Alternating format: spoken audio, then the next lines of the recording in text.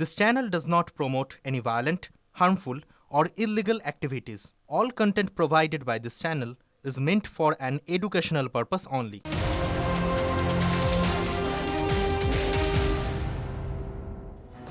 নমস্কার, দেখছেন টিভি9 বাংলা। শুভজিৎ দাসের সঙ্গে রয়েছি আমি, শুভজিৎ মিত্র। শুভজিৎ, ঘড়ির কাঁটা দুটো ছোঁয়া মানেই তো ফুল অ্যান্ড ফাইনাল। এখন প্রশ্ন হচ্ছে, এই ফুল অ্যান্ড ফাইনাল কাকে বেছে নেবে বিজেপি এ রাজ্যের প্রথম তাদের মুখ্যমন্ত্রী মুখ হিসেবে?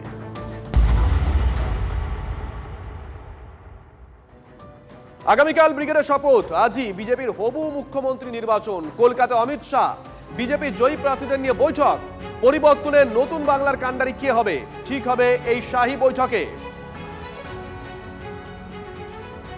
সায়ন্ত আমাদের সঙ্গে রয়েছেন, আমাদের সহকর্মী। সায়ন্ত, আবারও বলছি, বিজেপি একটা রেজিমেন্টেড পার্টি, একটা নিয়ম নিষ্ঠার মধ্যে দিয়ে চলে, কিন্তু বিজেপির তরফ থেকে দেখেছি বিগত কয়েক বছরে তারা চমক দিতেও সিদ্ধহস্ত।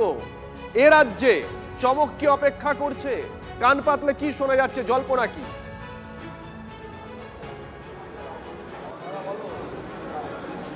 দেখো শুভজিৎ, আমি এখন রয়েছে বিশ্ববাংলা কনভেনশন সেন্টারে। এখানে কিন্তু মূলত কান পাতলে একজনের নামই শোনা যাচ্ছে, সেটা হচ্ছে রাজ্যের যিনি আগে বিরোধী দলনেতা ছিল, সেই শুভেন্দু অধিকারী।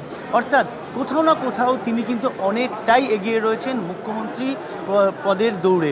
স্বাভাবিকভাবে তিনি ছাড়া কিন্তু বেশ কয়েকজন নাম উঠে আসে, একজন মহিলা বিধায়কের নাম, আরও একজনের নাম উঠে আসছে, কিন্তু শুভেন্দু অধিকারী কিন্তু এদের তুলনায় কয়েক কদম এগিয়ে রয়েছে। যদিও তুমি যেটা প্রথমে বললে, বিজেপি কিন্তু রেজিমেন্টেড পার্টি, যতক্ষণ না তারা নিজেরা সিদ্ধান্ত নিয়ে জানাচ্ছেন ততক্ষণ কিন্তু এই বিষয়ে কেউ জানতে পারে না। হয়তো কোনো চমকে হয়তো অপেক্ষা করছে, তবে সব মিলিয়ে কিন্তু একটা বিষয়ে এখন নিশ্চিতভাবে বলা চলে যে বিজেপি কিন্তু এবার অনেক সাংগঠনিকভাবে শক্তিশালী হয়ে এই রাজ্যে ক্ষমতা দখল করেছে, যে কারণে তারা কিন্তু বয়সটাকে গুরুত্ব দিয়েছে। যেমন যারা নবযুবক তাদেরকেও এই তালিকায় রেখেছে, তেমনই যারা একটু প্রবীণ আছে তাদেরকেও এই বিধানসভার বিধায়ক পদে রেখেছেন। অর্থাৎ সব মিলিয়ে তারা কিন্তু ভারসাম্য বজায় রেখেছে। তবে তুমি দেখতে পাচ্ছ, রয়েতকে ছবিটা দেখাতে পারবো এখনই, তুমি দেখতে পাচ্ছ বহু যারা সদ্য নবনির্বাচিত হবে তারাই উপস্থিত হয়েছেন। তারা কিন্তু মূলত এখানে রেজিস্ট্রেশন কাজ শুরু হয়ে গিয়েছে, ইতিমধ্যেই অনেকে আসতে শুরু করেছেন। তুমি জানো, সকালে কেন্দ্রীয় স্বরাষ্ট্রমন্ত্রী কলকাতায় এসেছেন, দক্ষিণেশ্বরে পুজো দিয়েছেন। আমার সঙ্গে দেখো বাঁকুড়া তিনি পূর্বতন বিধায়ক ছিলেন, এবারও তিনি নির্বাচিত হয়েছেন, নীলাদ্রি শেখর দানা তিনি রয়েছেন। এই যে সবার মনে একটাই প্রশ্ন, মুখ্যমন্ত্রী কি হবে, রাজ্যে পরিবর্তনের কাণ্ডারি কি হবে? দাদা, দল করছি 84 সাল থেকে, এসব নিয়ে ভাবি না। একটাই ভাবি, অষ্টদল পদ্ম দ্বিরঞ্জিত পতাকা গেরুয়া এবং সবুজ পথ করে উঠবে। সমস্ত বাংলা রাষ্ট্রবাদী হবে, সনাতনীরা জয় শ্রীরাম বলবে, বিবেকানন্দের বাণী গার্ভ সে কহ मैं হিন্দু হ্যাঁ, সিদ্ধারা সোজা করে এইটুকু বুঝি। জনগণ আমাদের শক্তি দিয়েছে, এখানে এসেছি। যেই আসুক না কেন, যিনি হন না কেন, যেভাবে হুইসেল মারবে, খেলার জন্য রেডি আছে মাঠে। দীর্ঘদিনের স্বপ্ন ছিল তো এটা আমার আজকের স্বপ্ন নয়, 20 বছর আমি জনপ্রতিনিধি। আপনারা হয়তো জানেন না, আমি ছাত্র নেতা ছিলাম, কাউন্সিলর ছিলাম, বিগত বিধায়ক ছিলাম। এখনও আমাকে জনগণ পরীক্ষা দিয়ে আমাকে পাস করিয়েছেন। গণদেবতারা, যারা বিচারক মণ্ডলী, তারাই হচ্ছে আমাদের শক্তি, তাদের উপরে কেউ নেই। সেই শক্তি নিয়ে যেটুকু দায়িত্ব এখান থেকে দল আমাকে দেবে, আমাদের সরকার যেটুকু দেবে, আমি নিজে এলাকায় কাজ করব, এটুকুই বুঝি। তুমি শুনতেই পেলে যে বাঁকুড়ার বিধায়ক নীলাদ্রি শেখর দানা তিনি স্পষ্ট করে দিলেন, যাকেই মুখ্যমন্ত্রী দিকটা কেন তার নির্দেশে কাজ হবে। এই কথা কিন্তু যারা সদ্য নবনির্বাচিত তাদের প্রত্যেকের গলা কিন্তু এই কথা শোনা যাচ্ছে। তুমি দেখতে পাচ্ছ যে কেন্দ্রীয় বাহিনী এবং নিরাপত্তায় সম্পূর্ণ মুড়ে ফেলা হয়েছে। তারা প্রত্যেকে এখানে উপস্থিত হয়েছেন এবং একের পর এক যারা নবনির্বাচিত বিধায়ক, যারা গতবারও বিধায়ক ছিল, তারা প্রত্যেকে আসছেন। সাংসদরা উপস্থিত হয়েছে, সৌমিত্র খাঁ থেকে প্রত্যেকে কিন্তু এখানে উপস্থিত হয়েছেন এবং তারা কিন্তু মূলত একটা কথাই জোর দিচ্ছেন যে কেন্দ্রীয় স্বরাষ্ট্রমন্ত্রী এবং রাজ্যের যারা পর্যবেক্ষক তারা যে সিদ্ধান্ত নেবেন সেটাই কিন্তু চূড়ান্ত সিদ্ধান্ত, এবং যে কারণে তারা আমার সঙ্গে পুষ্পবিনোদ বিমানদা রয়েছে। এই যে এত বড় লড়াই, অবশেষে যুদ্ধ জয়, কি বলবে? খুব ভালো লাগছে। দীর্ঘদিন 14-15 বছর ধরে লড়াই করছি। আজকে এটা আমাদের কাছে স্বপ্ন ছিল, সেই স্বপ্ন পূরণ হয়েছে এবং সেই স্বপ্ন পূরণের দিনে মাননীয় অমিত শাহজি আমাদের মধ্যে আসছেন। নতুন মুখ্যমন্ত্রীকে আমরা পাবো আজকে, সবাই এক্সাইটেড আছি। আগামী দিনে বাংলার উন্নয়নই একমাত্র লক্ষ্য। তুমি শুনতেই পেলে, এই বক্তব্য কিন্তু প্রত্যেকের উন্নয়নই লক্ষ্য, অর্থাৎ যে স্বপ্ন পূরণ হয়েছে সেই উন্নয়নকেই লক্ষ্য নিয়ে তারা কিন্তু আজকে কেন্দ্র স্বরাষ্ট্রমন্ত্রীর নির্দেশ শুনবেন এবং সেই মতো রাজ্যকে এগিয়ে নিয়ে যাবেন। শুভজিৎ, সঙ্গে থাকো। মানুষ ভাবনা চিন্তা করে নিয়েছিল, আর সব বর্গেরই মানুষ, সে আদিবাসী সমাজের হোক, এসসি সমাজের হোক, আপনার ওবিসি সমাজের হোক, জেনারেল হোক, সবাই ভাবনা চিন্তা করেছিল পরিবর্তন আসার দরকার আছে। যেভাবে টর্চার, যেভাবে নারী নির্যাতন, যেভাবে লুট পশ্চিমবাংলায় হয়েছে, আর যেভাবে মোদিজি সুশাসন দেখেছে দেশের মধ্যে, তাতে মানুষ ঠিক করে নিয়েছে কি মোদিজির সরকার হওয়া দরকার আছে। আর সেই জন্যই সবাই দুহাত তুলে আশীর্বাদ করেছে মোদিজিকে। উন্নয়নের প্রত্যাশা, সেই প্রত্যাশা পূরণ করবার দায়বদ্ধতা এখন আমাদের ওপরে। এর একটা জয়ী হওয়ার একটা কাটার মুকুটও কিন্তু মানুষের প্রত্যাশা পূরণের। ফলে আগামী 5 বছর মানুষ যে প্রত্যাশা নিয়ে ভোট দিয়েছে সেই প্রত্যাশা পূরণের লক্ষ্যে কাজ করবে। আর এত কিছুর মধ্যে এই মুহূর্তে সব থেকে বড় প্রশ্ন হচ্ছে কারা থাকবেন বাংলার নতুন এই মন্ত্রিসভায়। জল্পনায় একাধিক নাম সামনে উঠে আসছে।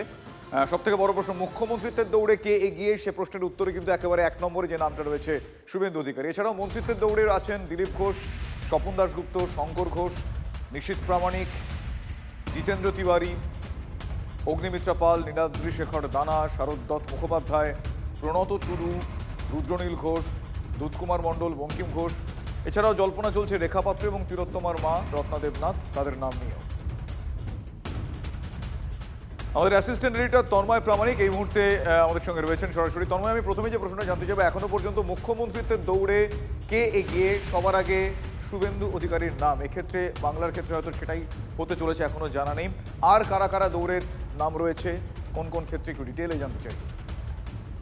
দেখো, যেটা বলার সেটা হচ্ছে যে এখনো পর্যন্ত যে জল্পনা, নির্বাচিত জনপ্রতিনিধি, নেতৃত্ব, সাধারণ মানুষ যে জল্পনা চলছে, সেখানে কিন্তু উঠে আসছে ধুতি পাঞ্জাবি পরিহিত শুভেন্দু অধিকারীর নাম মুখ্যমন্ত্রী হিসেবে। এখনো পর্যন্ত কিন্তু সেই জায়গাটা বলা চলে প্রায় জল্পনার চূড়ান্ত জায়গায় রয়েছে। 2, বাকি যে নামগুলো উঠে আসছে সেই নামগুলো শুনলেই তুমি বুঝতে পারবে যে কিভাবে এই মন্ত্রিসভা সেজে উঠতে পারে। কলিতা মাঝি একটা চমক থাকতে পারে। বর্ধমানের গুসকরার ওখানে আউসগ্রামে যিনি দাঁড়িয়েছিলেন, তিনি লোকের বাড়ি বাসন মাজেন। অর্থাৎ এই দেশে দ্রৌপদী মুর্মু যেমন গোটা দেশ চমকে গেছিল যখন রাষ্ট্রপতি হয়েছিলেন, যে একেবারে পিছিয়ে পড়া অংশ থেকে একজন আদিবাসী রমণী তিনি দেশের শীর্ষস্থানে যাচ্ছেন, রাষ্ট্রপতি হচ্ছেন।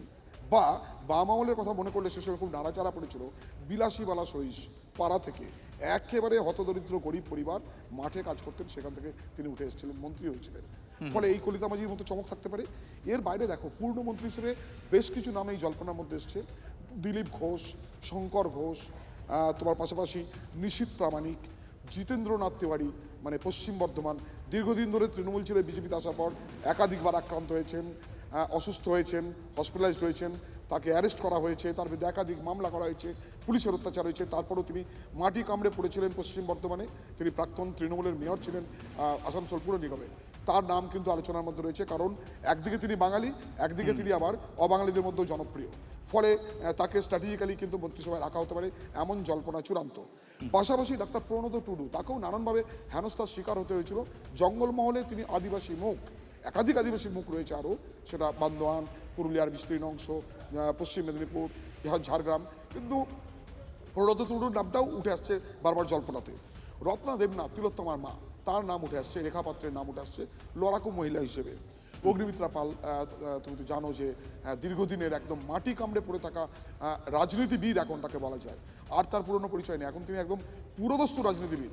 মাটি কামড়ে পড়ে থেকে কিন্তু সেই মাটি ধরে রেখেছিলেন আসানসোলে, এবং প্রতি মুহূর্তে তিনি তার নিজের যে জায়গা বিধানসভা ক্ষেত্র, সপ্তাহে নিয়ম করে প্রায় 6 দিন 7 দিন করে তিনি থেকে যেতেন। কখনও তিনি কলকাতা আসতেন, বাকি টাইমটা আসানসোলে কাটানো। ফলে রুদ্রনীল ঘোষ, দীর্ঘদিন ধরে তাকে কোনো ছবিতে অভিনয় করতে দেওয়া হয়নি। তিনি বিজেপির হয়ে কথা বলেন বলে, তিনি রাজ্য সরকারের সমালোচনা করেন বলে এখন সেই রুদ্রনীলের সঙ্গে গোটা টলিউড কিন্তু দেখা করছে, অভিনন্দন জানাতে যাচ্ছে। এটাও কিন্তু একটা ইঙ্গিত বলা চলে।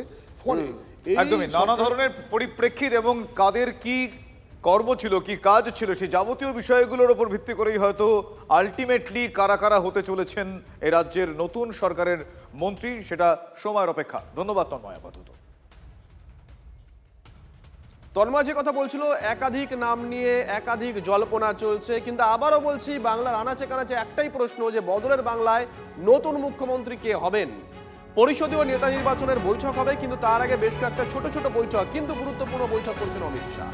নিশীথ প্রামাণিক, অগ্নিমিত্রা পাল, শঙ্কর ঘোষের সঙ্গে আলাদা করে বৈঠক অমিত শাহের। এই বৈঠকের গুরুত্ব কোথায় জানবো সৌরভের কাছ থেকে। সৌরভ, এই বৈঠক এর গুরুত্ব কোথায়?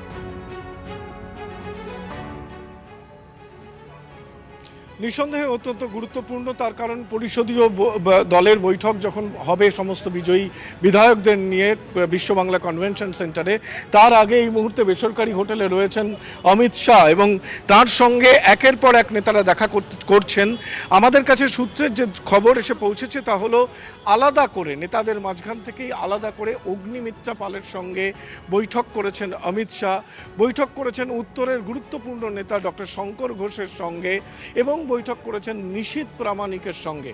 নিশীথ প্রামাণিক এবং শঙ্কর ঘোষ অতি দূরদর্শী বিজেপির উত্তরবঙ্গের একটা গুরুত্বপূর্ণ মুখ এবং তাদের সঙ্গে আলাদা করে বৈঠক, ঠিক এই বিধায়কদের সঙ্গে বৈঠকের আগে আলাদা গুরুত্ব দেওয়া নিঃসন্দেহে তাৎপর্যপূর্ণ, ভীষণ তাৎপর্যপূর্ণ অগ্নিমিত্রা পালের সঙ্গে আলাদা করে বৈঠক করা। তুমি যেমনটা জানো যে এইখানে ওই মূল বৈঠকের আগে একটা প্রাথমিক বৈঠক কিন্তু চলছে বলা যেতেই পারে, যেখানে সুনীল বানসাল, অমিত বালুরিয়ার মতো নেতারাও রয়েছেন, একেবারে ছায়া সঙ্গীর মতো রয়েছেন শুভেন্দু অধিকারী, শ্রমিক ভট্টাচার্য, সুকান্ত মজুমদার। তুমি দেখো সুকান্ত মজুমদার তিনিও কিন্তু ঢুকলেন, অর্থাৎ নবনির্বাচিত বিধায়কদের সঙ্গে বৈঠকের আগে প্রদেশ বিজেপির যে শীর্ষ নেতা, সেই শীর্ষ নেতারা কিন্তু ধাপে ধাপে আসছেন অমিত শাহর সঙ্গে বৈঠক করতে, দেখা করতে, এবং সেখানে সূত্রের যে খবর অগ্নিমিত্রা পাল, নিশীথ প্রামাণিক এবং ডক্টর শঙ্কর ঘোষ এই তিনজনের সঙ্গে আলাদা করে বৈঠক করেছেন অমিত শাহ। দেখার যে মূল বৈঠকের আগে এই একান্ত বৈঠকগুলো কোনো গভীর ছায়া ফেলে কিনা। শুভজিৎ, নজর থাকবে, নজর রাখো সৌরভ। রাত পোহালেই পরিবর্তনের সরকার, নতুন সরকার শপথ গ্রহণ করবে এবং উৎসবে ইতিমধ্যে মিষ্টিমুখ করাতে বাঁকুড়ায় তৈরি হচ্ছে হাজার হাজার লাড্ডু। কাল নতুন মুখ্যমন্ত্রীর শপথের সময় বাড়ি বাড়ি পৌঁছে যাবে এই প্যাকেট ভর্তি লাড্ডু। আমি একবারে তার আগের প্রস্তুতির ছবিটা দেখছি, একটু ডিটেলে জানবো। আমার সহকর্মী হীরক এই মুহূর্তে আমার সঙ্গে রয়েছেন। হীরক, লাড্ডু তৈরি এবং লাড্ডু আগামীকাল বাড়ি বাড়ি পৌঁছে যাবেন এমনটা জানা যাচ্ছে, সেই প্রস্তুতি পর্ব কতটা কি দেখা যাচ্ছে একটু জানতে চাইবো হীরক। দেখো শুভজিৎ, আগামীকালই পরিবর্তনের সরকার শপথ নিতে চলেছে। মুখ্যমন্ত্রী যখন শপথ নেবেন একেবারে ব্রিগেড প্যারেড গ্রাউন্ডে, সেই মুহূর্তে কিন্তু বাঁকুড়া শহরের ৮ নম্বর ওয়ার্ডের যে বিজেপি কর্মী সমর্থকরা রয়েছেন তারা কিন্তু বাড়ি বাড়ি লাড্ডু পৌঁছে দেবেন। তারই কিন্তু এই মুহূর্তে প্রস্তুতি চলছে। আমি দেখাতে চাইবো সেই ছবি, তুমি দেখতে পাচ্ছ হাজার হাজার লাড্ডু তৈরি হচ্ছে এবং অসংখ্য প্যাকেট তৈরি করা হয়েছে। এই প্যাকেটের মধ্যে এই যে তুমি দেখতে পাচ্ছ এখানে যে বিপুল সংখ্যক প্যাকেট রয়েছে, সেই প্যাকেটের মধ্যে কিন্তু লাড্ডু এই মুহূর্তে প্যাকেটজাত করা হচ্ছে। বিজেপি কর্মী সমর্থকরা তারা যেটা বলছেন যে আগামীকাল যখন ব্রিগেড প্যারেড গ্রাউন্ডে শপথ গ্রহণ অনুষ্ঠান হবে সেই মুহূর্তে কিন্তু এই লাড্ডু পৌঁছে দেওয়া হবে এই ওয়ার্ডের যারা কর্মী, যারা ওয়ার্ডের বাসিন্দা রয়েছেন প্রত্যেকটি বাড়িতে লাড্ডুর প্যাকেট পৌঁছে দেওয়া হবে। আমি একটু কথা বলছি দাদা, এই লাড্ডু কেন তৈরি করা হচ্ছে? আমাদের সচিন তো মানে জয় হওয়ার জন্য আমাদের করা হয়েছে। কত লাড্ডু তৈরি করা হবে? মোটামুটি 1000 পিস, প্রত্যেকটা বাড়িতে বাড়িতে আমরা 4টা করে লাড্ডু বিতরণ করবো। হীরক, এই দায়িত্ব কারা পেয়েছেন একটু ওনাদের কাছ থেকে জানতে চাইবো, যে ওনারা যারা দায়িত্ব পেয়েছেন এই লাড্ডু বানানোর এবং এই প্যাকেটজাত করার, তাদের পরিচয় একটু জানতে চাইবো। আর কিছু বলবেন? বলছি আপনারা কি বিজেপি কর্মী? আমরা বিজেপি কর্মী, একদম মানে নিশ্চিন্তভাবে বিজেপি, মানে আমরা পুরনো কর্মী, বহুত পুরনো কর্মী। আর এই লাড্ডু তৈরির অর্ডার কারা দিয়েছে? মানে আপনারা নিজেরাই তৈরি করেন? নিজেরা কালেকশন করে আমরা নিজেরাই নিজের মতো করে করেছি। আমরা নিজেরা মানে প্যাকেট থেকে দিয়ে পরে আমরা কালেকশন করেছি। অর্থাৎ তুমি বুঝতে পারছো একেবারে নিজেরা কর্মীরা, বিজেপি কর্মী যারা রয়েছেন তারা নিজেদের পকেট থেকে পয়সা দিয়ে এই লাড্ডু তৈরি করছেন। একটু কথা বলছি এই লাড্ডু আপনারা তৈরি করছেন কেন? আমরা যেহেতু নরেন্দ্র মোদী জিতে যায় তার জন্য এই লাড্ডুগুলো সব ওয়ার্ডে, মানে 8 নম্বর ওয়ার্ডটা পুরোটা দিয়ে হবে। তার জন্য মানে সবাইকে, জনগণকে আমরা ধন্যবাদ জানাচ্ছি লাড্ডুগুলো ওয়ার্ডে দেওয়ার জন্য। মানে আপনারা খুশি? সেই খুশি আমরা খুশি, আমরা খুব খুশি, আমরা প্রত্যেক জনেই খুশি, ওয়ার্ডে যতজন কর্মী আছি খুব খুশি। আপনি কালকে সকাল থেকে কি লাড্ডু বিতরণ? হ্যাঁ, সকাল থেকে করব। কেন, মানে খুশিতে? খুশিতে আমরা সব 8 নম্বর ওয়ার্ডের কর্মীরা সবাই মিলে দিয়ে তৈয়ে আমরা 8 নম্বর ওয়ার্ডের প্রত্যেকটা মানুষকে যেসে খুশি হয় এই লাড্ডু খেয়ে, নরেন্দ্র মোদী যেসে আমাদের প্রধানমন্ত্রীরা আরও পশ্চিমবাংলায় যেসে বসতে পারে তার জন্যে। বলছি আপনারা তো লাড্ডু তৈরি করছেন, একেবারে সকাল থেকে দেখছি যে হাজার হাজার লাড্ডু তৈরি হচ্ছে। এই লাড্ডু কি কালকে সকালে বাড়ি বাড়ি পৌঁছে যাবে? হ্যাঁ, বাড়ি বাড়ি পৌঁছে যাবে। কেন, মানে কিভাবে আপনারা তৈরি, মানে এই লাড্ডু দেবেন কেন? আমরা খুশি হয়েছি আমরা। অর্থাৎ শুভজিৎ, তুমি বুঝতে পারছো যে এই বিজেপি কর্মী সমর্থক যারা রয়েছেন এখানে আরেকজন রয়েছেন, একদমই বলছি দাদা মিষ্টিমুখ কত করাবেন লাড্ডু তৈরি? উদযাপন, নতুন সরকার, মন্ত্রিসভা গঠন এবং সেই মন্ত্রীদের শপথ গ্রহণের পাশাপাশি নতুন এই রাজ্য সরকারের উদযাপনে এই মুহূর্তে বাঁকুড়ায় বিভিন্ন জায়গায় হচ্ছে। বাঁকুড়া ছবিটা দেখাচ্ছে একটা অংশ, এই বঙ্গের একটা টুকরো মিষ্টিমুখ হতে চলেছে আগামীকাল। তার আগে প্রস্তুতির ছবি দেখছেন।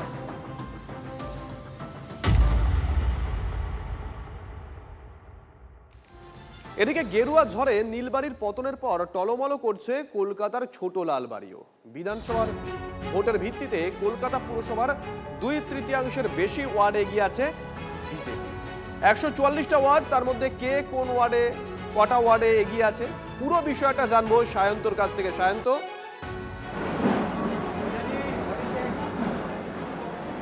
দেখো শুভজিৎ, যে ঝড় বয়ে গিয়েছে তৃণমূল বিপর্যস্ত, আর এই গেরুয়া ঝড়ে কলকাতায় 144টি আসনের মধ্যে 102টি আসনে বিজেপি এগিয়ে রয়েছে, 42টি আসনে এগিয়ে রয়েছে তৃণমূল।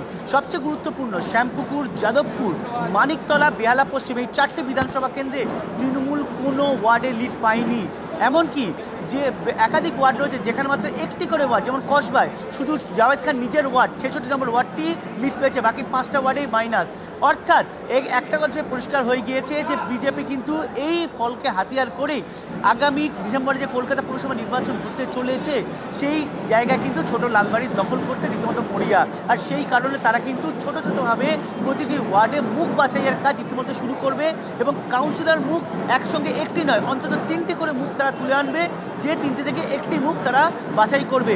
এমনই খবর বিজেপি সূত্রে, যে কারণে তারা বুথ ভিত্তিককে জোর দিচ্ছে। আরও একটি গুরুত্বপূর্ণ তথ্য শুভজিৎ, ভবানীপুর বিধানসভা কেন্দ্র 8টি ওয়ার্ড রয়েছে, যার মধ্যে শুধুমাত্র 77 নম্বর ওয়ার্ড, এটা সংখ্যালঘু অধ্যুষিত, সেই ওয়ার্ড ছাড়া বাকি 7টি ওয়ার্ডে কিন্তু তৃণমূল পিছিয়ে রয়েছে। অর্থাৎ সব মিলিয়ে কোথাও না কোথাও তৃণমূল কিন্তু এক্ষেত্রে বলা চলে যে পুরসভাগুলো কলকাতা পুরসভায় তৃণমূল অনেকটাই পিছিয়ে রয়েছে এবং বিজেপি এগিয়ে থেকে জয়ের পথ মসৃণ করছে। ধন্যবাদ শান্ত। আগামী যে সময়গুলো আসছে পশ্চিমবঙ্গের সর্বত্র গেরুয়া হবে, ভারতবর্ষে সর্বত্র গেরুয়া হয়ে গেছে। পশ্চিমবঙ্গের সন্ত্রাস করে ধরে রাখা ছিল, শুধুমাত্র টেকনিক্যাল দিকটুকু ধরাতেই সঙ্গে সঙ্গে হাওয়া হয়ে গেছে। শুধু ভোটার তালিকাটা সংশোধন করা, তাও পুরো হয়নি, তাতেই শেষ। অনেকগুলো সিটি আপনারা পিছিয়ে রয়েছেন, কি বলুন? এটা নিয়ে আমি এখনো বিশ্লেষণ করিনি, করে আমি আপনাকে জানাবো। আপনারা কি এমনি কাজবাড়ির দিক থেকে অনেকটা এগোনো আছে পুরসভা? মানুষ বলবে।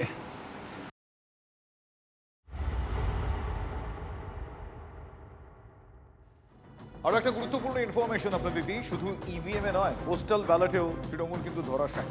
সরকারি কর্মচারী এবং বয়স্করা তারা ঢেলে বিজেপিকে ভোট দিয়েছে। রাজ্যের অধিকাংশ আসনে বিজেপি ভোট পেয়েছে, 60 থেকে 70% ব্যালটের কথা বলছি। কলকাতা থেকে কোচবিহার পোস্টাল ব্যালটে বিজেপির জয় জয়কার। রাসবিহারীতে স্বপন দাশগুপ্ত, তিনি পেয়েছেন 725টি ভোট, অন্যদিকে দেবাশিস কুমার পেয়েছেন 592টি ভোট। পানিহাটিতে তিলোত্তমার মা পেয়েছেন 698টি ভোট, তৃণমূল পেয়েছে 362টি ভোট। দিনহাটা যদি দেখি সেখানে তৃণমূলের উদয়ন গুহ পেয়েছেন 977টি ভোট, বিজেপির অজয় রায় পেয়েছেন 1460টি ভোট।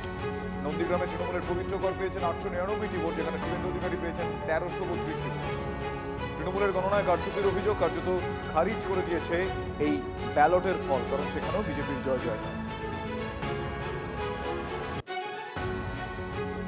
পাখিকে দানা দেওয়ার মতো ভোট ঘোষণা করার কয়েক ঘন্টা আগে মমতা বন্দ্যোপাধ্যায় ডিএ ঘোষণা করেছিলেন, কিন্তু তারপরেও খুব একটা বশ মানেনি সরকারি কর্মচারীরা। পোস্টাল ব্যালটে ঠিক সেই প্রতিচ্ছবি সমস্ত জায়গায়, হয় অন্য দল বা বিজেপি, তাদেরকেই সব থেকে বেশি ভোট দিয়েছেন সরকারি কর্মচারীরা, এক্স সার্ভিসম্যান। একই সঙ্গে যারা বিভিন্ন রকমভাবে যে হোম ভোটিংয়ের সাথে যুক্ত, তারাও বেছে নিয়েছেন অন্য কাউকে, কিন্তু তৃণমূল কংগ্রেসকে নয়। আর ঠিক সেইভাবেই শুধুমাত্র চমকের উপর নির্ভর করে যে ভোট জেতা যায় না, শেষমেশ যে পাখি উড়েই চলে যায়, পোস্টাল ব্যালট বোধহয় তার সব থেকে বড় নমুনা। ক্যামেরা দেবব্রত সরকারের সঙ্গে শ্রাবন্তী সাহা, TV9 বাংলা, কলকাতা। রাজ্য সরকারি কর্মচারীরা তারা যে একটা অসহনীয় পরিস্থিতির মধ্যে ছিলেন, তাদের যে মহার্ঘ ভাতার প্রতিশ্রুতি পূর্বতন মুখ্যমন্ত্রী দিয়েছিলেন, যে সরকার মহার্ঘ ভাতা দিতে পারে না, তার ক্ষমতায় থাকার অধিকার নেই, এই কথাটা আমরা এই 3 বছর ধরে সংগ্রামী যৌথ মঞ্চ বারবার তুলে ধরেছি। এবং তার ফলে কর্মচারীরা বুঝতে পেরেছেন যে এই যে পূর্বতন মুখ্যমন্ত্রী তিনি কিভাবে কর্মচারীদের বঞ্চনা করেছেন, এবং স্বাভাবিকভাবেই তারা একটি বিকল্প চেয়েছেন। তার ভোট আরও বেশি হবার কথা ছিল, কেন আইপ্যাকের নির্দেশ অনুযায়ী বিভিন্ন অফিসে, এক শ্রেণীর সরকারি অফিসে এবং কর্মচারীরা ডিএম অফিসের তারা এই জানে পোস্টাল ব্যালটে ভোট না দিতে পারে। আমরা ধারাবাহিকভাবে নির্বাচন কমিশনকে এটা করেছি, নির্বাচন অনেকটা কাজ করার চেষ্টা করেছে, তারপরে পোস্টাল ব্যালটে অনেকে ভোট দিয়েছে। আবার আমাদের কাছে খবর আমরা পেয়েছি অনেক জায়গায় পোস্টাল ব্যালট ট্যাম্পারিং হয়েছে, মানে এসেছে সে পায়নি, আসার পরে বক্স খুলে এরকম হয়েছে। সেই অভিযোগও আমাদের পক্ষে ভাস্কর ঘোষ নির্বাচন কমিশনকে জানিয়েছে এবং সেই অনুযায়ী তার ব্যবস্থাও হয়েছে। এবং আগামী দিনে যেই সরকার আসবে, মানে যারা আসবে মানে শপথ নেবে, আমরা বিশ্বাস করি যে এই যে দুর্নীতি পোস্টাল ব্যালট তারা এর পূর্ণ তদন্ত করবে।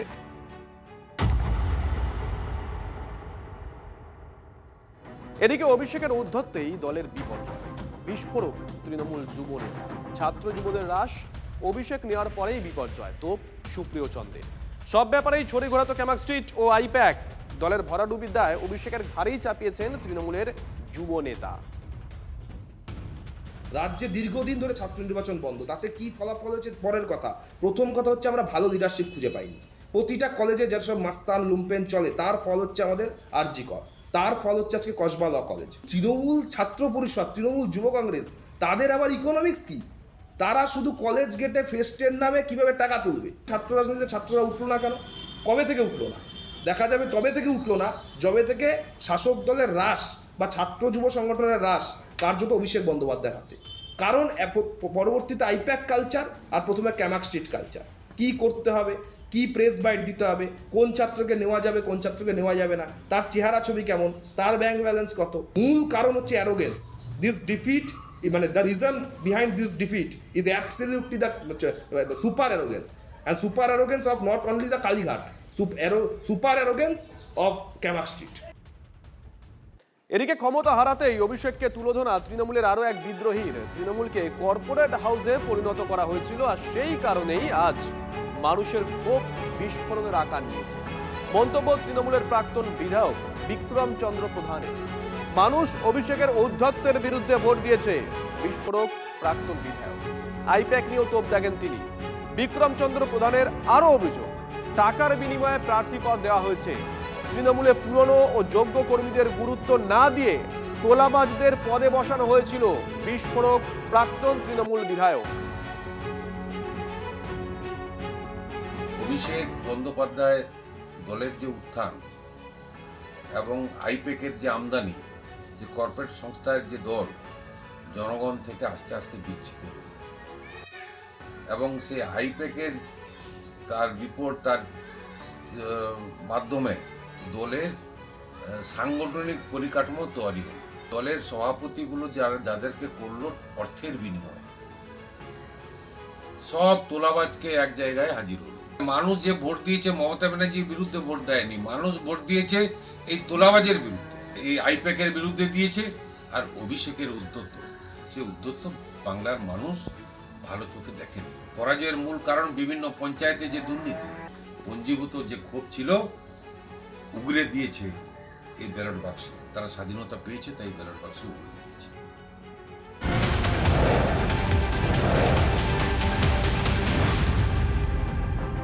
রাত হলেই আসতো আইপ্যাকের হুমকি ফোন, সরিয়ে দেওয়ার হুমকি দিত আইপ্যাক। মুখ খুলে বিস্ফোরক রামজীবনপুরের পুরো চেয়ারম্যান ও তৃণমূল নেতা। পেন, কোমরের বেল্ট খুলে ঢুকতে হতো অভিষেকের বাড়িতে। সরাসরি অভিষেকের কাঠগড়ায় তুলে তোপ তৃণমূল নেতার। শোনাবো কি বলছেন তিনি। এই ভাইপো, এই অভিষেক বন্দ্যোপাধ্যায় এই এসপিকে ট্রান্সফার করে দেবে, এই এসপিকে নিয়ে আসছে, সেও বুঝতে পারেনি আজকে যখন মুখে তুতু দিচ্ছে দুপুর 2টোর পর, তখন আমাদের ভালো লাগছে, খুব ভালো লাগছে। সবারই কর্মফল, শুভেন্দু অধিকারী নন্দীগ্রাম থেকে উঠে আসা নাম, আন্দোলন করার নাম, লালগড়ে নেতাই থেকে আন্দোলন করার নাম, আর তুমি এসেছো সাজানো বাগানে ভাইপো। এবার তুমি দেখাও। 21-এ নির্বাচনের পর থেকে দল তো ভীতি প্রদর্শন। আমরা একজন চেয়ারম্যান, রাত্রে ঘুমোতাম না, এই আইপ্যাক ফোন করছে, তোমার কাজ ঠিক হচ্ছে না, তোমাকে বদলে দেওয়া হবে। কর্পোরেট সিস্টেম, অভিষেক বন্দ্যোপাধ্যায়ের সঙ্গে দেখা করা যাবে না। একজন বিধায়ককে বেল্ট খুলে কলম রেখে সব কিছু রেখে তাকে স্ক্যানার পেরিয়ে ঢুকতে হতো, তাও তার পিএর সঙ্গে দেখা হতো। আজকে অমুক জায়গায় মিটিং আছে, এখানে পয়সা দিতে হবে, তমুক জায়গায় মিটিং আছে, সেখানে পয়সা দিতে হবে। কী করে দেবো, কীভাবে দেবো, দল চলবে কি করে, এই সকলের কিন্তু কখনো হিসাব হতো না।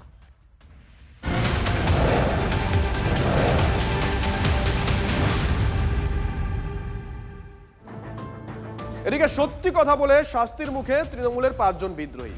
অভিষেককে নিয়ে প্রশ্ন তুলতেই গা জ্বালা শীর্ষ নেতৃত্বের। TV9 বাংলায় সত্যি বলে নেতৃত্বে রোশানলে 5 জন তৃণমূল নেতা। কৃষ্ণেন্দু চৌধুরী, রিজু দত্ত, কোহিনুর মজুমদারকে শোকজ, কার্তিক ঘোষ, পাপিয়া ঘোষকেও শোকজ করল তৃণমূল নেতৃত্ব। 5 বিদ্রোহীকে শোকজ করলেন ডেরেক ওব্রায়ান। 24 ঘন্টার মধ্যে জবাব দিতে নির্দেশ শৃঙ্খলা রক্ষা কমিটি। কোহিনুর ঠিক কি বলেছিলেন আমাদের শোনাই একবার। এইভাবে হেরে যাওয়া মানে একেবারে নিশ্চিহ্ন হয়ে যাওয়ার মতন একটা অবস্থা তৃণমূল কংগ্রেসের, এর জন্য কে দায়ী? এর জন্য যদি একজন দায়ী হয়, একজন, দ্যাট ইজ অভিষেক ব্যানার্জি। দলটাকে শুধুমাত্র একতন্ত্র না, একটা কর্পোরেট একতন্ত্রে নিয়ে চলে গেল। যে দল গ্রাসরুটের সঙ্গে মিশে যাওয়ার কথা, সেই দলটাকে নিয়ে চলে গেল ক্যামাক স্ট্রিটের 6 তলা আর 7 তলা। আপনি ভাবুন যে 98 সাল থেকে কেউ তৃণমূল করে, মার খেয়েছে, ধর খেয়েছে, বাড়ি ছাড়া হয়েছে, তাকে ক্যামাক স্ট্রিটের সিঁড়ির তলায় ঘন্টার পর ঘন্টা বসে থাকতে হচ্ছে অভিষেক ব্যানার্জির পিএর সঙ্গে দেখা করার জন্য। তারপর রাত্রি 9টার সময় কোনো এক পুলিশ কর্মী এসে বলছে আজকে আর দেখা হবে না, আপনি চলে যান। বক্সিদার কাছে গেছিলাম, বলছে তো রাবার স্ট্যাম্প পার্টি হয়ে গেছে, আমি রাজ্য সভাপতি। এই যে জেলা কমিটি হলো, ব্লক সভাপতি হলো, আমি কিচ্ছু জানি না কে হয়েছে। বিশ্বের যত ফেরেববাজ দেখবেন অভিষেক ব্যানার্জির খুব কাছে। তৃণমূল কর্মীরা জানেন না যে আইপ্যাক টাকা নিচ্ছে, আপনারা জানেন না যে আইপ্যাকটা, সবাই জানে, ইটস ওপেন সিক্রেট। কার্যকর করে ঘটনা ঘটেছে, সাবজেক্ট টু ইনভেস্টিগেশন, আমি এখনো বলছি। কিন্তু when the party is in crisis, Abhishek Bandyopadhyay কোথায় ছিল? কোথায় ছিল Abhishek Bandyopadhyay? He was doing sabotage. যত লোক সেদিন আরজি করার সময় মমতা বন্দ্যোপাধ্যায় সরকারকে ফেলতে চেয়েছিল, তার পেছনে হাত ছিল অভিষেক বন্দ্যোপাধ্যায়। কেউ জানে না, এটা সবাই অস্বীকার করতে পারবে, কেউ অস্বীকার করতে পারবে না। আর শুভজিৎ, এই মুহূর্তে গোটা রাজ্যের নজরে কিন্তু কাঁথি, মানে বলা ভালো আবারও কাঁথির শান্তিকুঞ্জ এই মুহূর্তে সেন্টার অফ অ্যাট্রাকশন। আপনারা বুঝতেই পারছেন কেন বলছি, তার কারণ রাজ্য মন্ত্রিসভায় আবারও বড় দায়িত্ব পেতে চলেছেন শুভেন্দু অধিকারী। এই মুহূর্তে জল্পনা নয়, এক প্রকার পরিষ্কার, হয়তো সময়ের সঙ্গে সঙ্গে উত্তর মিলবে যদি না বিরাট কিছু পরিবর্তন হয়। পূর্ব মেদিনীপুর জুড়ে সাজো সাজো রব, সেই ছবি দেখতে পাওয়া যাচ্ছে। শুভেন্দুর হাতেই মমতার পতন হয়েছে, তাই সেখানে অন্যরকম উত্তেজনা এবং অন্যরকম উদযাপন। ভবানীপুর নন্দীগ্রামের জোড়া জয়ের কাণ্ডারি শুভেন্দু অধিকারী, তাকে ঘিরে কাঁথিতে তুমুল উন্মাদনা। একবার ছবিটা আমরা দেখছি, কনিষ্কর কাছ থেকে একটু বর্ণনা চাইব। কনিষ্কর, শুভেন্দু অধিকারী এবার পালাবদলের অন্যতম কাণ্ডারি বিজেপির, কথা নতুন করে বলার অপেক্ষা রাখে না, কিন্তু তিনি যেখানকার ভূমিপুত্র সেখানে একটা বাড়তি উন্মাদনা থাকবে, বাড়তি একটা সেখানকার যেটাকে বলা হয় সেন্টিমেন্ট। ছবিটা কীরকম? দেখো, একদমই বিজেপি কর্মী সমর্থকদের মধ্যে উন্মাদনা রয়েছে। তার পাশাপাশি কিন্তু একটা বড় বিষয় যে রাজ্যের যে বিরোধী দলনেতা ছিলেন 21 সালে, অর্থাৎ 26-এর আগে পর্যন্ত, 21 সালে যেভাবে ঘটনা পরিস্থিতি ছিল বা পর্যায়ক্রম ছিল, শাসক দল বিরোধী দলের যে একটা সম্মুখ সমরের লড়াই হয়েছিল, তার পাশাপাশি কিন্তু দেখা যায় তুমি যদি একটু পিছনে যাও, অর্থাৎ পিছিয়ে রাজনৈতিক ব্যক্তি বিষয়টা দেখো, ফলে 11 সালে রাজ্যে পালা পরিবর্তন হয়েছিল। ফলে সেই পালা পরিবর্তনের কিন্তু মূল কাণ্ডারি নন্দীগ্রামের তিনি নেতৃত্ব দিয়েছিলেন শুভেন্দু অধিকারী। পরবর্তীতে দেখো আবার 2020 পরবর্তী পরিস্থিতিতে সেখানেও দেখা যাও সেই মমতা বন্দ্যোপাধ্যায়ের সম্মুখ সমরে কিন্তু তৎকালীন সেনাপতি, অর্থাৎ তৃণমূল কংগ্রেসের সেনাপতি, তিনি কিন্তু শুভেন্দু অধিকারী ছিলেন। এবং সেখানেই 21 সালে 1956 ভোটে পর্যদুস্ত করলেন। পরবর্তীতে 26 সালে দেখা গেল 2টি বিধানসভা কেন্দ্র, ভবানীপুর মুখ্যমন্ত্রীর নিজের বিধানসভা কেন্দ্র, সেখানে কিন্তু প্রাক্তন মুখ্যমন্ত্রী মমতা বন্দ্যোপাধ্যায়ের যে বিধানসভা কেন্দ্র, সেখানে গিয়ে তাকে বাড়িতে ঢুকে কার্যত পরাজিত হতে হয়েছে তাকে। তার পাশাপাশি নন্দীগ্রাম, নিজের যেটা খোদ, যার খাস্তালুক বলা চলে, পূর্ব মেদিনীপুরের জমি আন্দোলনে পীঠস্থান নন্দীগ্রাম, সেখান থেকে তিনি জয়লাভ করেছেন।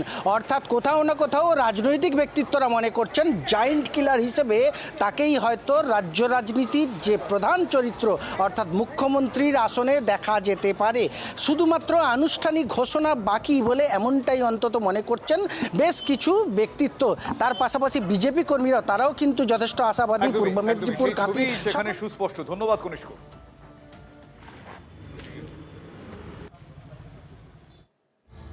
গর্বিত বাবা, তিনি কি বলছেন? বলছেন পরিশ্রমের ফল পাচ্ছে শুভেন্দু অধিকারী। ছেলের জন্য গর্বিত বাবা শিশির অধিকারী। বিজেপি সরকারের শপথের আগে পালা বদলের কাণ্ডারির প্রশংসা। 2021-এর পর থেকে ঘর সংসার নিয়ে শুভেন্দু ভাবেননি। ছেলে মুখ্যমন্ত্রী হবে কিনা দলই ঠিক করবে। টিভি 9 বাংলাকে এক্সক্লুসিভলি কথা বলেছেন শুভেন্দু অধিকারীর বাবা শিশির অধিকারী। অধিকারী বাড়ির মেজ খোকাকে নিয়ে গর্বিত মা গায়ত্রী দেবী। 11 সালে একটা পরিবর্তন দেখেছিলেন, আবার এই 26 সাল অবিশ্বাস্য ব্যাপার ঘটেছে। আমার সঙ্গে দেখা করেছিলেন এক মাস 6 আগে আমাদের বিজেপির অর্গানাইজেশন দায়িত্ব যিনি আছেন পশ্চিমবাংলায়, তিনি আমার সঙ্গে দেখা করেছেন। তখন আমি তাকে বলেছিলাম যে মানুষ প্রস্তুত 200 আপ, কারণ আমাদের সঙ্গে মানুষের সম্পর্ক অনেক বেশি আছে, প্রতিনিয়ত আছে। আমরা তো একদিন রাজনীতি করিনি, তা আমরা অনেক দিন রাজনীতি করেছি। এখন শুধু কাজ এবং দিল্লি যেভাবে হাত বাড়িয়ে থাকে নিজের স্টেট এবং সেন্ট্রাল যেভাবে কাজ হয় সেইভাবে একটু এগিয়ে দিতে পারলে এটা একটা অবিশ্বাস্য গতিতে এভাবে তো পরিশ্রম অনেক বেশি বেড়ে যাবে, খাটতে হবে, অনেক কাজ বাকি আছে। এই বিপুল জয় শুভেন্দুদা যেভাবে পরিশ্রম করেছে সারা বাংলা জুড়ে, না তা তো ঘটনা। 20 সালের পরে, ডিসেম্বরের পরে যে পরিশ্রম করেছে এবং আর ঘর আছে, দুয়ার আছে, সংসার আছে বলে কোনোদিন মনে করেন। এবং আমরাও কখনো শুধু খবরটা নিতাম কোথায় আছে, এইটুকুন আর কোন জায়গায় আছে, এইটুকুন খবর নিতাম। আর তো আমাদের কোনো স্কোপই ছিল না। আর শুভেন্দুর অর্গানাইজেশন যে জিনিস, সেটা ক্যালকুলেশনে আজকে প্রমাণ করে দিয়েছে। আমি কি ভবিষ্যতে মানে আপকামিং যে রাজ্য সরকার গঠন হবে তার যিনি মুখ্যমন্ত্রী তার পিতৃদেবের সঙ্গে কথা বলছি? সে আমি বলতে পারবো না, ওটা তো প্রধানমন্ত্রী, একটা বড় পার্টি, তাদের সিদ্ধান্ত তারা নেন ওইখানে দিল্লিতে। এটা তো ছোটো পার্টি হলে আমি এখনই বলে দিতাম। প্রায় 40 বছর পরে, ইন্দিরা গান্ধী চলে যাওয়ার পরে, সিদ্ধার্থ শঙ্কর রায়ের পরে, সেন্ট্রাল স্টেট গুড রিলেশন মোদিজির নেতৃত্বে, অমিত শাহর নেতৃত্বে, নীতিন রাজ্যের নেতৃত্বে এরাই তুলে দেবে। ছেলে ভালো, আমার ছোটোবেলা থেকেই ভালো। আর অল্প বয়স থেকে অনেক কিছু হয়েছে। কলেজে জিএস থেকে পৌরসভার চেয়ারম্যান হয়েছে, তারপর 2টো ব্যাংকের চেয়ারম্যান ছিল, তারপরে আস্তে আস্তে এই এমএলএ হলো। সকালবেলা টিফিন করতো, একটু সবজি আর রুটি আর ফল একটু, ব্যাস ওইটা তার খাওয়া। আর দুপুরবেলা হ্যাঁ, বাইরে গেলে কি করে জানি না, ঘরে এরকম খায়। ও বলে না, ও মাসি করে দেয়, কোনো রিচ খাবে না, ও সব হালকা। হ্যাঁ, পোস্ত ডাল, পোস্ত খাবে, ডাল খাবে, একটা ইলিশ মাছ হলে খুব ভালো। ও বকার মতন ছেলেই বা, বকবো কেন? হ্যাঁ, বকেছি, চাঁদুকে বকেছি, বাবুকে বকেছি। এ তো একটু ভালোবাসতো, তাই বলে ওইসব নেই, যা দেবেন। রাত্রিবেলা জল ঢালা ভাত, আলু ভাতে মাছ ভাজা, ব্যাস এই গরমে।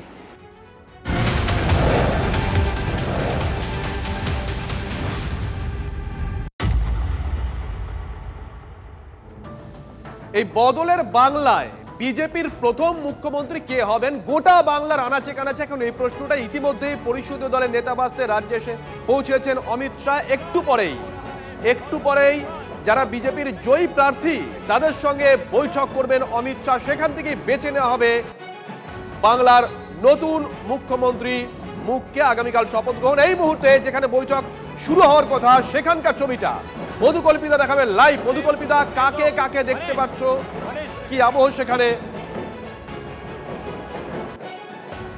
না, মধুকল্পিতার সঙ্গে যোগাযোগ করবো, তবে তার আগে একবার সৌরভের কাছে চলে যাই। সৌরভ,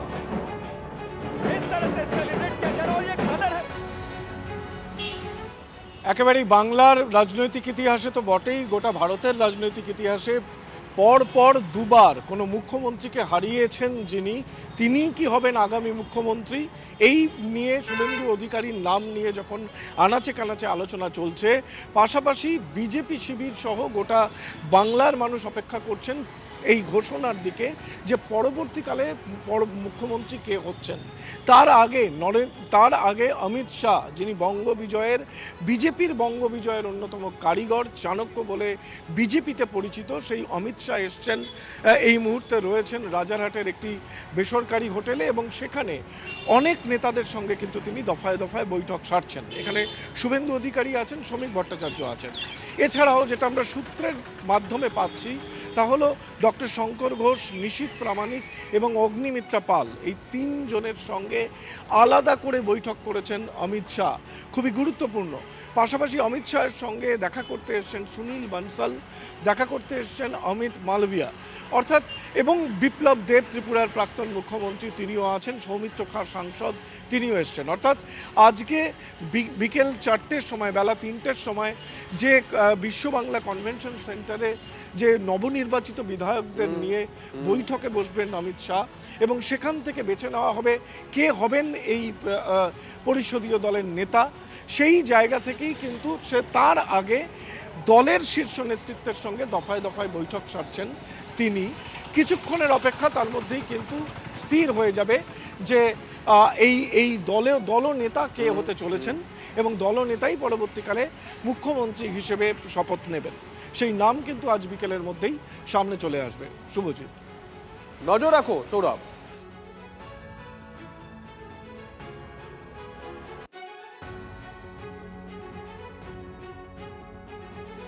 অমিত শাহ ইতিমধ্যেই রাজ্যে এসে পৌঁছেছেন, এসে দক্ষিণেশ্বরে চলে গেছিলেন তিনি। শ্রমিক ভট্টাচার্য শুভেন্দু অধিকারীকে নিয়ে পুজো দেন, সেই ছবি আপনাদেরকে দেখাচ্ছি।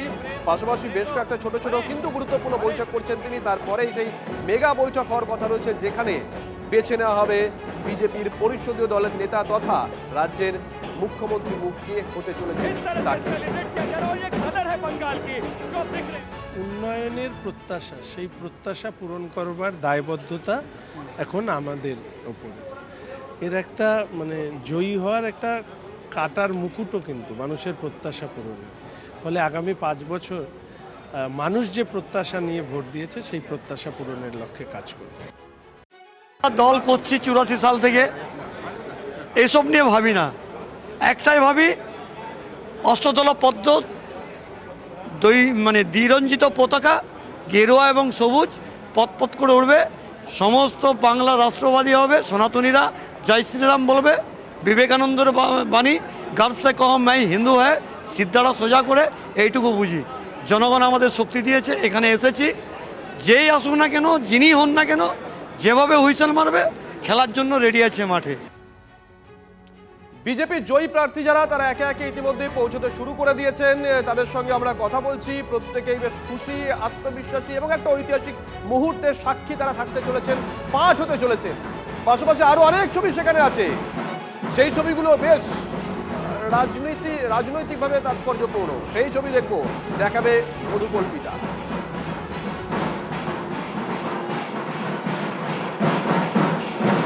একেবারে শুভজিৎ, এই মুহূর্তে আমি যেখানে রয়েছি সেখানকার ছবিটা দেখা, একবার অ্যাম্বিয়েন্সটা দেখো তুমি। এই মুহূর্তে সেলিব্রেশন মুডে প্রত্যেকে রয়েছেন, কেননা প্রথমবারের জন্য রাজ্যে বিজেপি সরকার, সেই বিজেপি সরকার আগামীকাল শপথ গ্রহণ করবে। তার ঠিক আগেই প্রস্তাব পাচ্ছি রয়েছেন। আমি কথা বলে নেওয়ার চেষ্টা করবো প্রস্তাবের সঙ্গে। প্রস্তাব পাচ্ছি রয়েছেন আমাদের সঙ্গে এই মুহূর্তে।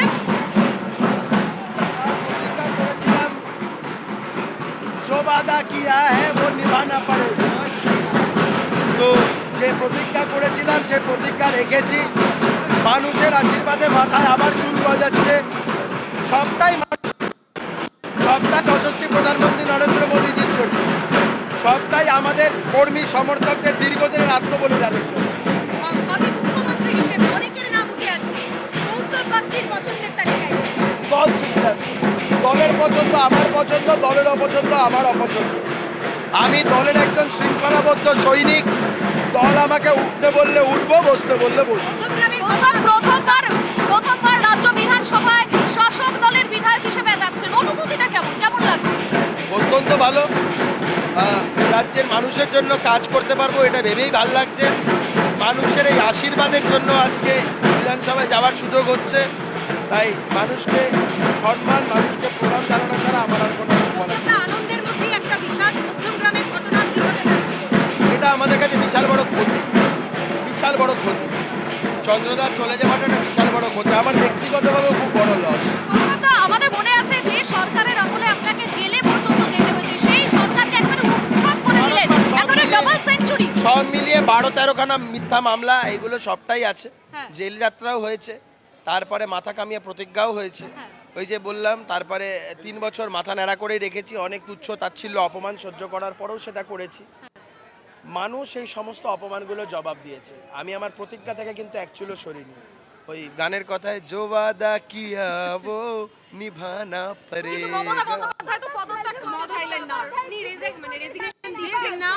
ঘাড় ধাক্কা হয়ে গেল, ডিজলভ হয়ে গেল ঘাড় ধাক্কা। কেউ যদি ভদ্রলোক না হয়, কেউ যদি ভদ্রলোকের মতন বা ভদ্রমহিলার মতন কেউ যদি পদ্ধতি অবলম্বন না করতে চান, কেউ যদি ঘাড় ধাক্কা খেতে পছন্দ করে, এটা কনস্টিটিউশনাল ঘাড় ধাক্কা বলে। প্রথা অনুযায়ী বিমান বসু এবং মমতা বন্দ্যোপাধ্যায় দুজনকেই শপথ গ্রহণের দিন আমন্ত্রণের সেটা আমি নিশ্চয়ই আমি এটা বলতে পারবো না দল কাকে কি করবে না করবে, আমার এখানে কোনো সোশ্যাল মিডিয়ায় মমতা বন্দ্যোপাধ্যায়ের নামের পাশে এখনো মুখ্যমন্ত্রী লেখা লিখে রাখবেন। উনি নিজেকে ভাবুন না মুখ্যমন্ত্রী।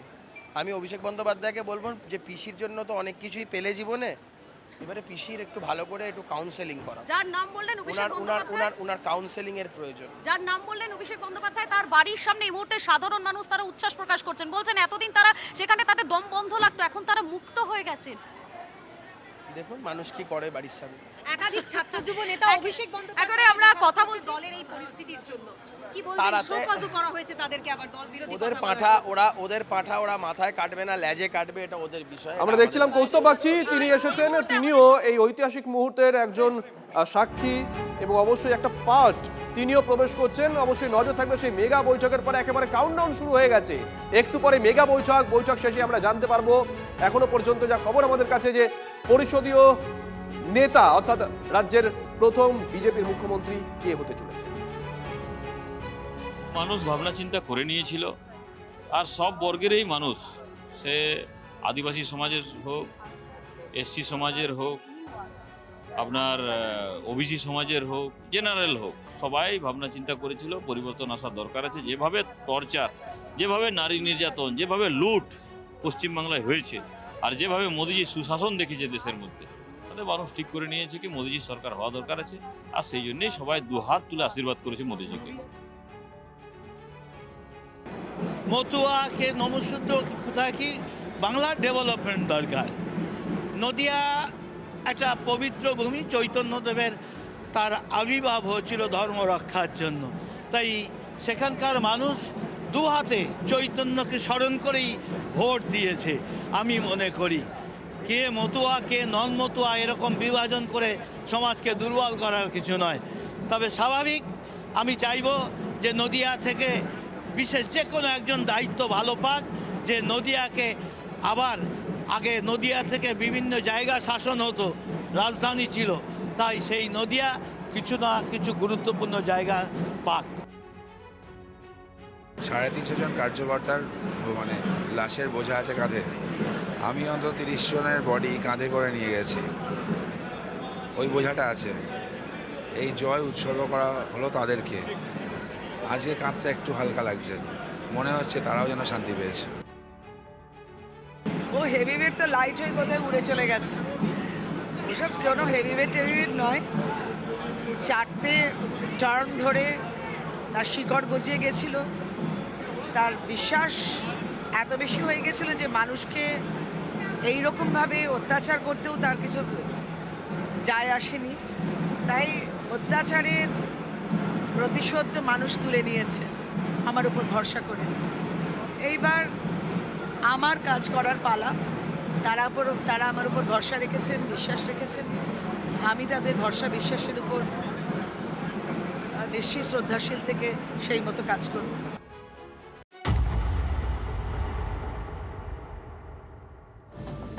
আবারও ফিরে আসি সেই প্রশ্নে, বদলের বাংলায় মুখ্যমন্ত্রীর কুর্সিতে কে? নেতা বাছাইয়ের বৈঠকের আগেই মোদি শাহ কথা হয়েছে। কলকাতায় আসার আগে অমিত শাহর সঙ্গে বৈঠক করেন প্রধানমন্ত্রী নরেন্দ্র মোদী। মুখ্যমন্ত্রী মানে বাংলার মুখ্যমন্ত্রী কে হবেন তা নিয়ে তাদের মধ্যে আলোচনা হয়, এমনটা সূত্রের খবর। এই মুহূর্তের গুরুত্বপূর্ণ আরও একটা আপডেট, এবং আগামী মুখ্যমন্ত্রী কে হতে চলেছেন সে প্রশ্নের উত্তরে আলোচনা, হেভিওয়েট আলোচনা। তার কারণ দেশের প্রধানমন্ত্রী নরেন্দ্র মোদী তিনি এ বিষয়ে আলোচনা করেন দেশের স্বরাষ্ট্রমন্ত্রী অমিত শাহর সঙ্গে।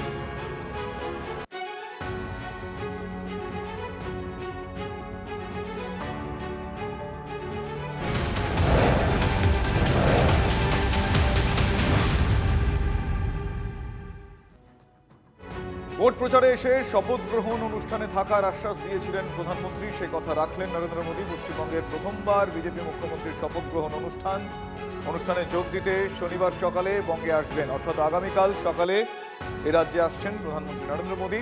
ব্রিগেড প্যারেড গ্রাউন্ডে শপথ গ্রহণ অনুষ্ঠান অনুষ্ঠিত হবে। নরেন্দ্র মোদীর সঙ্গে উপস্থিত থাকবেন কেন্দ্রীয় স্বরাষ্ট্রমন্ত্রী অমিত শাহ। শনিবার অর্থাৎ আগামীকাল সকাল 8টা নাগাদ দিল্লি বিমানবন্দর থেকে কলকাতার উদ্দেশ্যে রওনা দেবেন তিনি। সকাল 10:25 নাগাদ কলকাতা বিমানবন্দরে পৌঁছানোর কথা রয়েছে প্রধানমন্ত্রী নরেন্দ্র মোদীর। কলকাতা বিমানবন্দর থেকে সড়ক পথে তিনি ব্রিগেড প্যারেড গ্রাউন্ডে পৌঁছবেন। 11:30টা থেকে শুরু হতে পারে এই অনুষ্ঠান। শপথ অনুষ্ঠানের পরই দিল্লি ফেরার কথা রয়েছে প্রধানমন্ত্রীর। 12:35 নাগাদ ব্রিগেড থেকে বিমানবন্দরে ফিরবেন প্রধানমন্ত্রী নরেন্দ্র মোদী। আগামীকাল শপথ গ্রহণ অনুষ্ঠান, এর আগে প্রধানমন্ত্রী বলেছিলেন যে তিনি শপথ গ্রহণ অনুষ্ঠানে উপস্থিত থাকবেন, সেই মতো তিনি কথাও রাখতে চলেছেন। এখনো পর্যন্ত যা শিডিউল জানতে পারা যাচ্ছে, আগামীকাল সকালেই বঙ্গে আসছেন প্রধানমন্ত্রী নরেন্দ্র মোদী।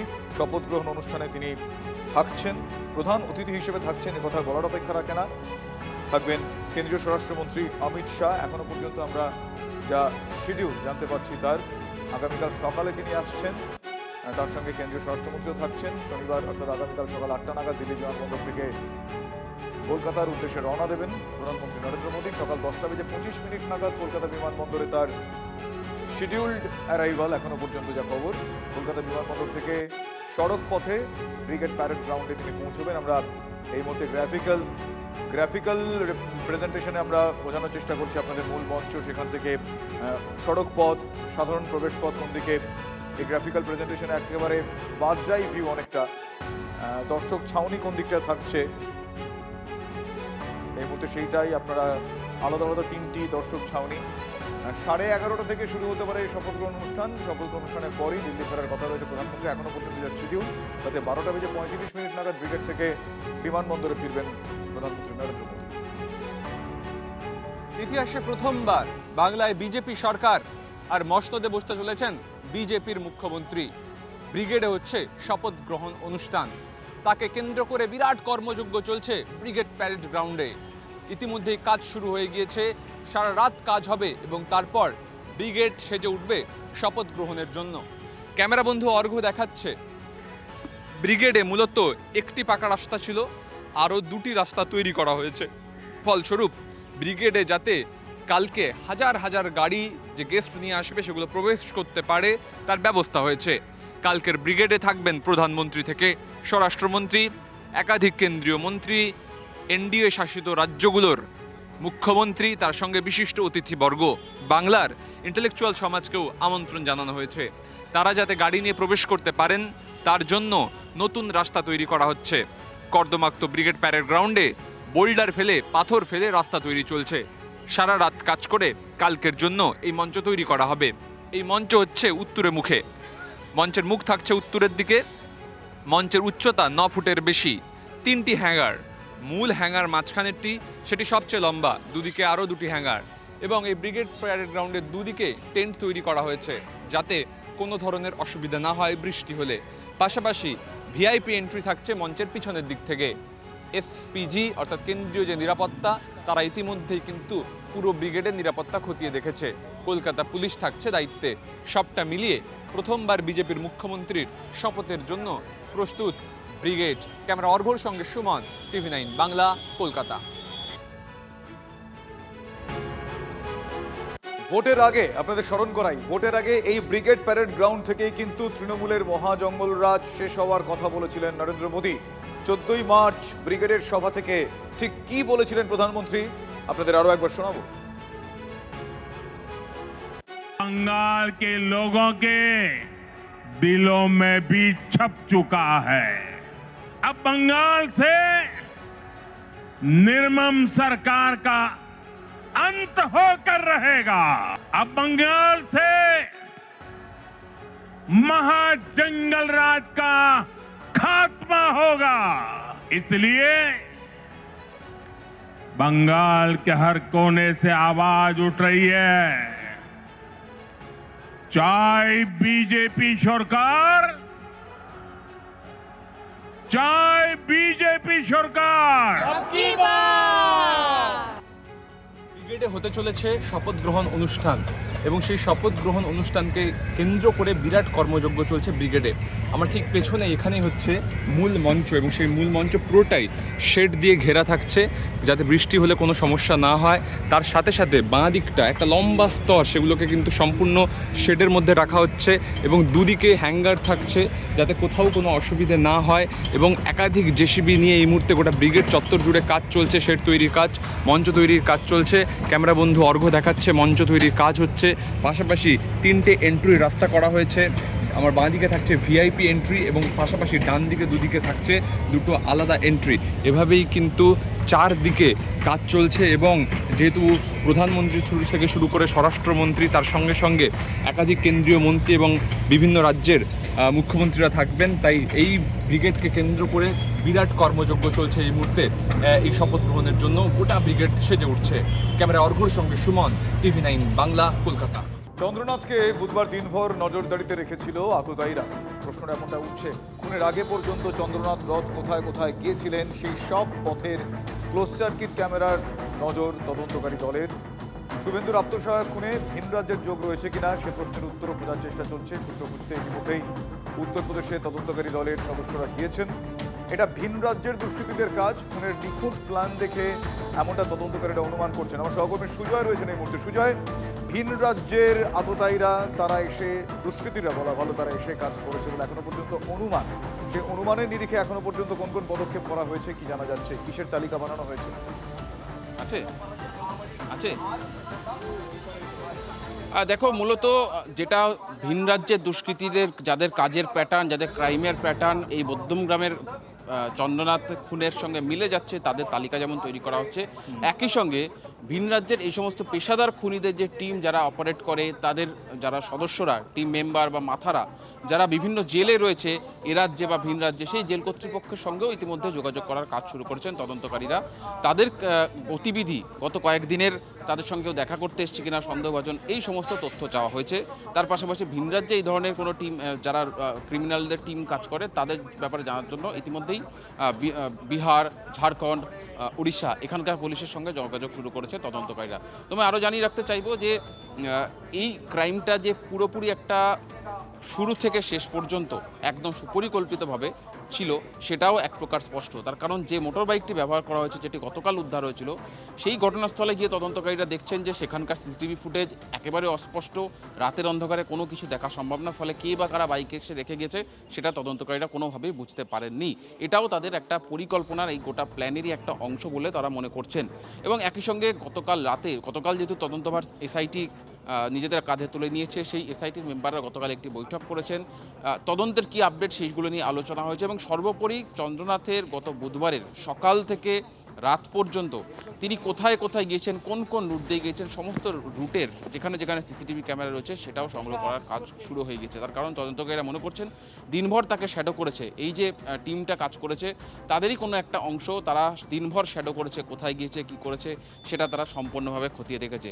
এবং এই মুহূর্তে আমি তোমাকে একটা আপডেট দেখানোর চেষ্টা করব যে এই মুহূর্তে ঘটনাস্থলে দিল্লি থেকে একটা ফরেন্সিক বিশেষজ্ঞদের টিম তারা এখানে এসছে, তারা নমুনা সংগ্রহের উদ্দেশ্যে এখানে নিয়ে এসছে। অর্থাৎ গতকাল রাজ্য ফরেন্সিক টিমের পর এবার দিল্লি থেকে একটা ফরেন্সিক টিম তারা এসছে। আমার সহকর্মী সমরকে বলবো যদি একদম দূরের ছবিটা দেখানো যায়, এই মুহূর্তে তারা সেই জায়গাটায় রয়েছে যেখান থেকে এই দুষ্কৃতীরা পালিয়েছে বলে মনে করা হচ্ছে, মোটর বাইকে তারা পালিয়েছে, সেই জায়গাগুলো তারা খতিয়ে দেখছেন। অর্থাৎ সেখান থেকে কোনো ফরেন্সিক ট্রেল পাওয়া যায় কিনা, ফরেন্সিক এভিডেন্সের কোনো ট্রেল পাওয়া যায় কিনা সেটা দেখতে তারা এসছেন। তারা আমরা দেখলাম কিছু সময় আগে তারা যেখানে চন্দ্রনাথকে খুন করা হয়েছিল, যে তার গাড়িতে গুলি চালিয়ে খুন করা হয়েছিল, সেই জায়গাটা তারা খতিয়ে দেখেন। সেখান থেকে তারা ধাপে ধাপে যেদিক থেকে পালিয়েছে দুষ্কৃতীরা সেই জায়গাটাও একে একে দেখছেন। ফলে শুধু রাজ্য ফরেন্সিকের উপর ভরসা করে নয়, তারা এবার দিল্লি থেকে আরও ফরেন্সিক এক্সপার্টদের যে টিম, সেই ফরেন্সিক এক্সপার্টদের টিমকে নিয়ে আসা হয়েছে। 2জন এক্সপার্ট তারা এসছেন, তারা নমুনা সংগ্রহ করছেন এবং তদন্তকারী অফিসার যিনি রয়েছেন তাকে নিয়ে সরাসরি সেই টিম এখানে এসছে, যাতে অর্থাৎ কোন পথে তারা এসেছিলেন, কোন পথ তারা অবলম্বন করেছিল এবং কোন পথ দিয়ে তারা পালিয়ে গিয়েছিল, এই যাবতীয় বিষয়গুলো এই মুহূর্তে তদন্তকারীদের স্ক্যানারে রয়েছে। ধন্যবাদ সুজয়।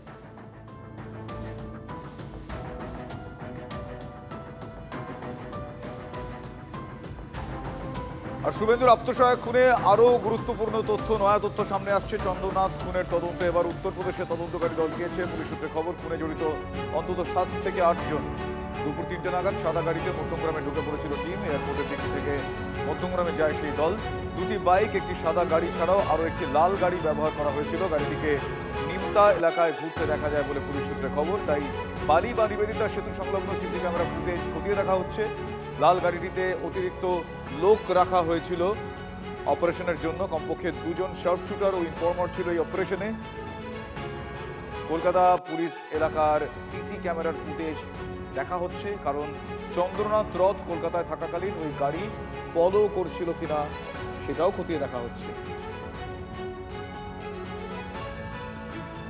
গাড়ি নিয়ে কোন পথে গেছে দুষ্কৃতীরা, সেটাই এখন তদন্তকারীদের কাছে সবথেকে বড় প্রশ্ন। আর এই নিসান মাইক্রা গাড়ি তা নিমতা থানা এলাকায় দেখা গেছে।